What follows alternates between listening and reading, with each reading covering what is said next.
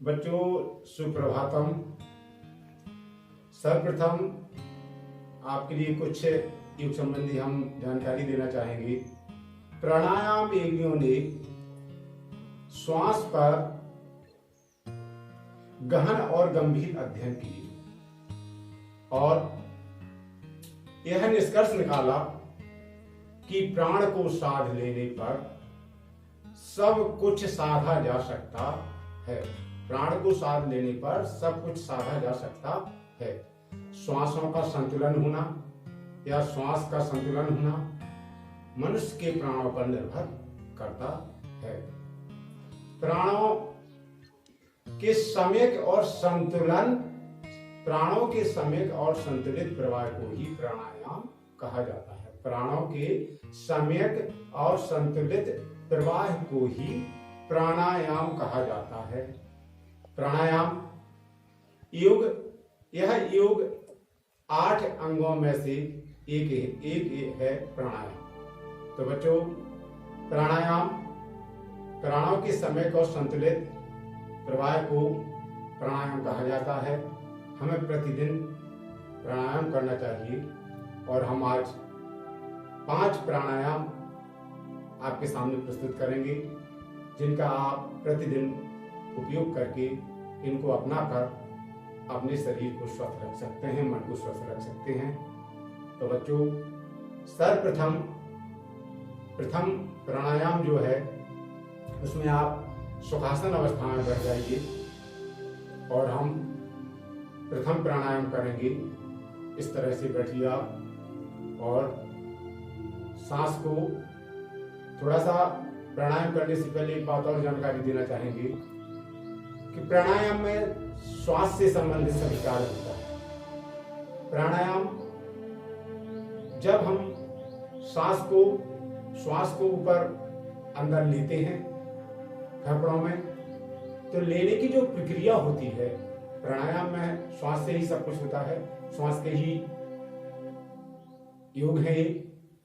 तो सर्वप्रथम जब हम प्राणायाम में श्वास अंदर लेते हैं, फेफड़ों में वायु अंदर करते हैं, प्राणवायु, तो उसको पूरक कहा जाता है।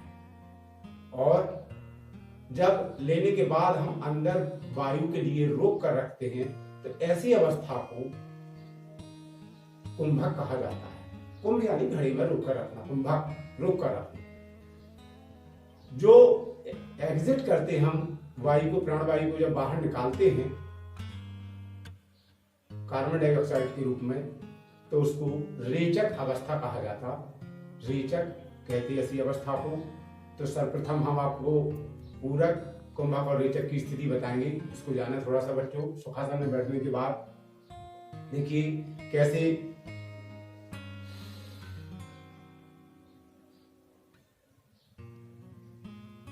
पूरक, थोड़ी देर जब हम वायु को अंदर रोक के रखेंगे तो ये कुंभक अवस्था होती है।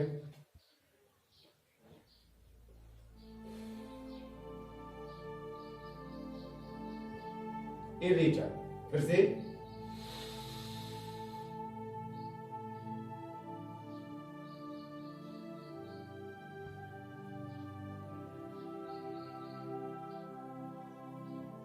तो प्राणायाम में जब वायु को अंदर करते हैं तो इसको पूरक कहा जाता है, रोक कर रखते हैं तो उसको कुंभक कहा जाता है, और जब एग्जिट करते हैं तो उसको रेचक कहा जाता है। तो बच्चों, ये जानना बहुत आवश्यक था कि पूरक, कुंभक और रेचक क्या है। अब हम प्रथम प्राणायाम करने जा रहे हैं। सुखासन में बैठने के बाद आप सभी बच्चे इस तरह से करेंगे।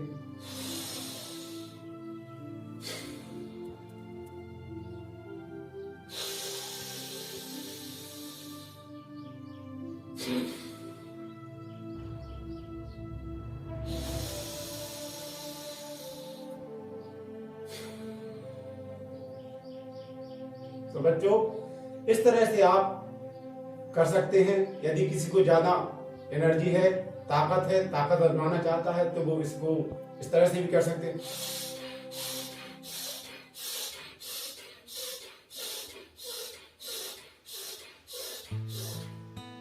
2 से 5 मिनट। जब आप इस तरह की अवस्था में 2 से 5 मिनट आप ये प्रथम प्राणायाम करेंगे तो आपको पसीना आ जाएगा और इस तरह से आप पहुंचेंगे, पसीना ही पसीना होगा 5 मिनट में और आपको एक अच्छी अनुभूति होगी ऊर्जा की।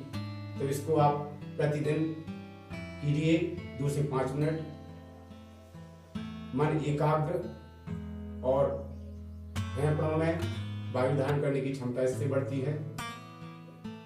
इस प्रकार से आप प्रथम प्राणायाम कर सकते हैं। इसी क्रम में द्वितीय प्राणायाम जो है वो मैं आपके सामने प्रस्तुत करने जा रहा हूं। द्वितीय प्राणायाम अनुलोम विलोम। इस तरह की आप अवस्था बनाइए उंगलियों की, एक और बाएं एक, दाएं नाक के नथुने पर आप रखिए। हमेशा व्यायाम बाएं तरफ से इसको कीजिएगा। बाएं दाएं नथुने पर दायां अंगूठा इस तरह से, और सांस को पूरक कीजिए। पूरक करने के बाद कुंभक कीजिए और धीरे धीरे उसको रेचक कीजिए अनुलोम विलोम। तो बच्चों, दाएं हाथ अंगूठा इस तरह से कीजिए और करने के बाद देखिए।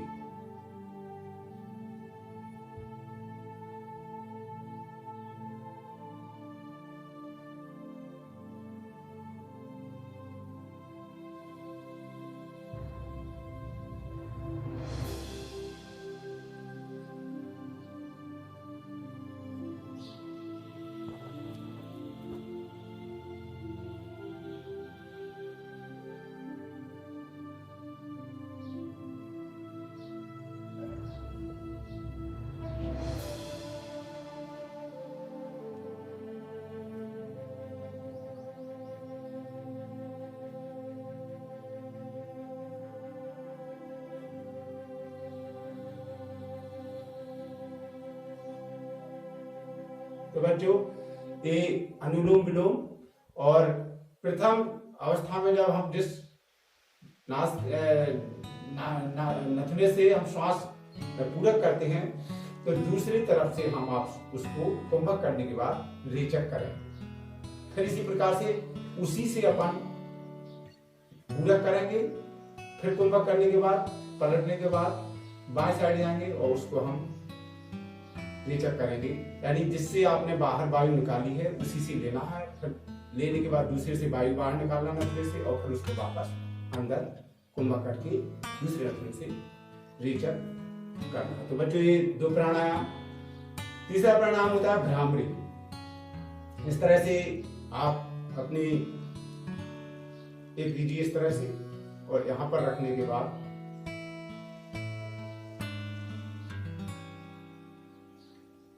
ये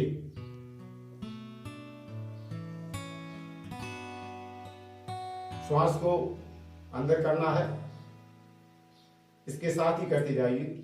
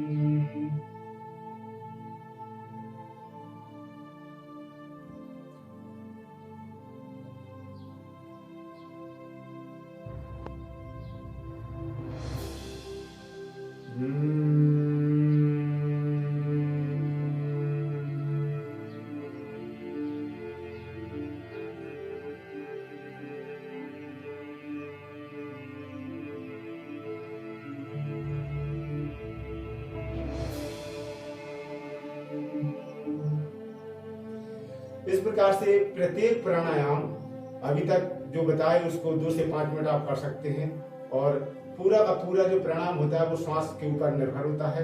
प्राणायाम श्वास से संबंधित गहन अध्ययन है और इसमें 3 अवस्थाएं होती हैं, पूरक, कुंभक और रेचक। ये तीनों अवस्थाओं के प्रकार से अलग अलग आप प्राणायाम कर सकते हैं। 3 प्राणायाम। चौथा प्राणायाम हम करने जा रहे हैं जो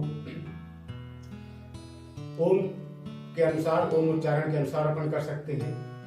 ओम का उच्चारण करेंगे और सांस को पहले अंदर भरें, रेचक करेंगे, पूरक करेंगे श्वास के लिए। देखिए इस तरह से, और मन एकाग्र हो, कोई टेंशन ना हो। इस अवस्था में आप इस तरह से आंखें बंद कीजिए और ओम जहां कहीं आपने लिखा हुआ देखा हो उसके लिए आप स्मरण कीजिए। पूरा का मूल, पूरा ओम का जो एक चित्र है या लिखा हुआ जहां देखा है वो ध्यान केंद्रित उस पर कीजिए, मन के ऊपर, यहाँ पर दिमाग के ऊपर ओम को। और इस तरह से श्वास के लिए आप पूरा कीजिए।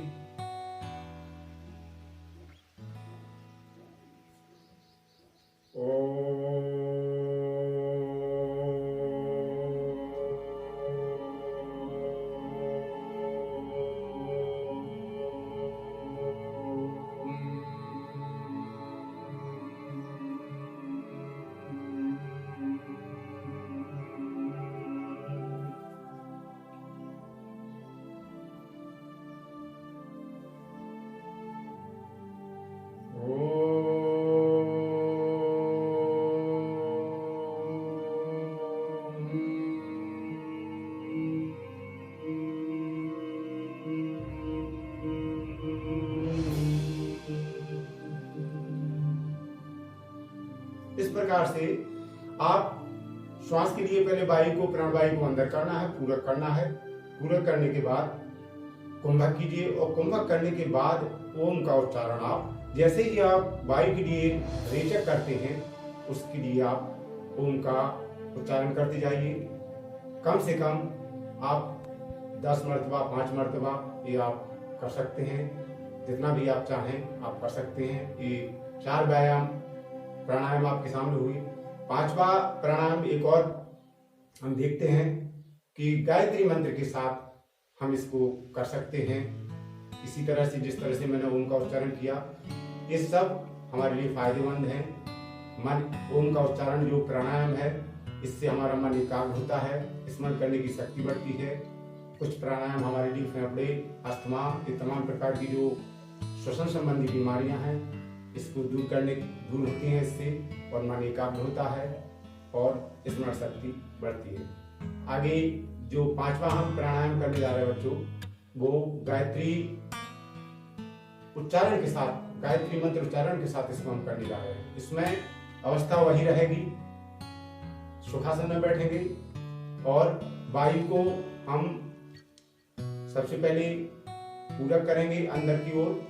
आंखें बंद करना चाहें कर सकते हैं, स्मरण कर सकते हैं, गायत्री माँ का स्मरण कर सकते हैं। गायत्री मंत्र का जब प्राणायाम करेंगे तो गायत्री माँ का स्मरण कर सकते हैं। उनकी चित्र, उनका फिगर हम अपने मन के ऊपर, दिमाग के ऊपर ला करके और स्मरण करते हुए वायु को हम पूरक करेंगे, कुंभक करेंगे। इसके बाद हम फिर उसको डिस्चार्ज करेंगे, वायु को यानी रेचक करेंगे और ओम का, गायत्री मंत्र का हम उच्चारण करेंगे। देखिए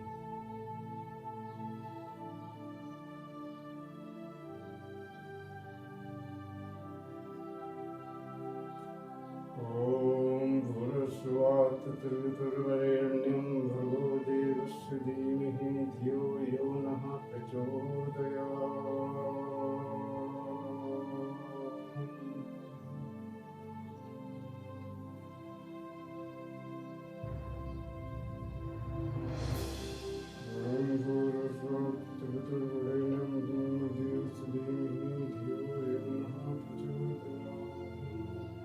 चाहे तो आप मन में भी कर सकते हैं उच्चारण। इसका जो उच्चारण है प्राणायाम का गायत्री मंत्र के साथ, उसको आप अंदर ही अंदर, बाहर अभिव्यक्त उच्चारित न करके मन में भी आप इसको स्मरण या इसका उच्चारण कर सकते हैं। पुनः इसको एक बार मन में करेंगे।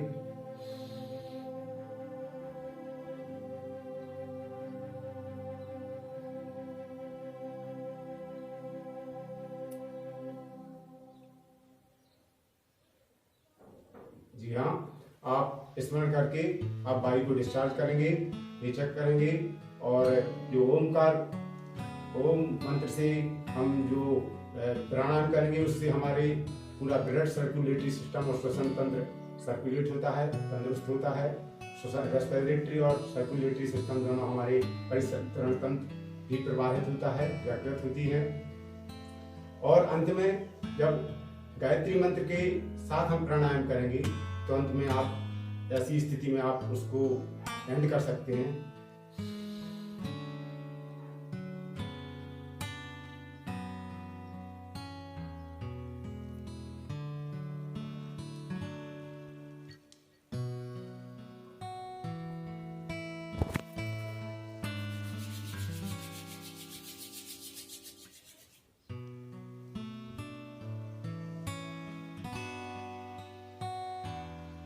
तो बच्चों आपने देखा ये 5 pranayama you should do every morning. 5 pranayama प्रत्येक व्यक्ति को या आप सभी को प्रतिदिन करना चाहिए। तो बच्चों आप सभी कीजिएगा। ये करीब आपका 15 से 20 मिनट आपका जाएगा।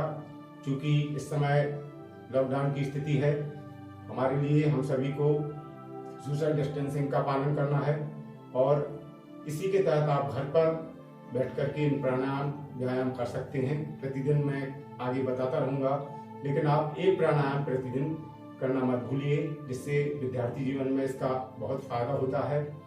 मॉर्निंग में ब्रह्म मुहूर्त में आप उठिए प्रातः काल और अपने छत पर या आहता कहीं आपका कॉरिडोर हो, बरामदा के या कमरे में कहीं भी खुला आपका आंगन हो, कहीं भी आप हमारे जो विद्यार्थी हैं छत पर कहीं भी आप घर में ही अंदर रहिए और घर के किसी खुले स्पेस में आप जाकर के लॉन में जाकर के आप उसको कीजिएगा। क्योंकि बाहर इस समय हमें सोशल डिस्टेंसिंग का पालन करना है, तो हम मॉर्निंग वॉक पर नहीं निकल सकते हैं और मॉर्निंग वॉक पर यदि जाते हैं तो वो गलत हो जाएगा। इसलिए व्यायाम करना चाहिए और व्यायाम करने से, प्राणायाम करने से व्यक्ति की अंदर इम्यूनिटी जो होती है वो तंदुरुस्त होती है, रोगों से लड़ने की क्षमता जागृत होती है, उत्पन्न होती है। तो बच्चों आप प्रतिदिन इन व्यायाम का अभ्यास कीजिए और अपने जीवन को सफल और स्वस्थ बनाइए, जिससे आपका अन्य कार्यों में मन लगे। बस आज के लिए इतना ही। नमस्कार।